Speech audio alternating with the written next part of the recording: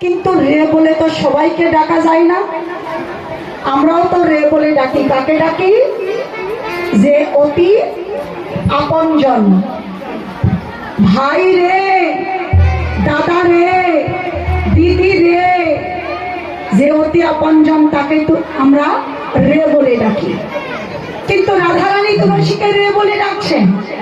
তাকে কেন রে বলে ডাকলো? মহাজন বলেন, হে বিশ্ব জগৎজীব, শুধু রাধারানী নয়, তোমাদেরও যদি ভজন করবার আশা থাকে, কৃষ্ণধামকে পাবার আশা থাকে, তাহলে তোমরাও কি করবে জানো?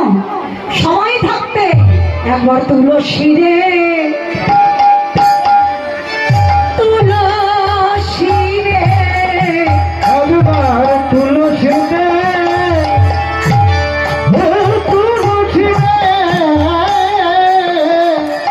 একবার তুলসী রে,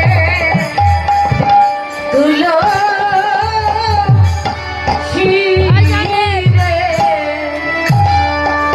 ও যদি কৃষ্ণ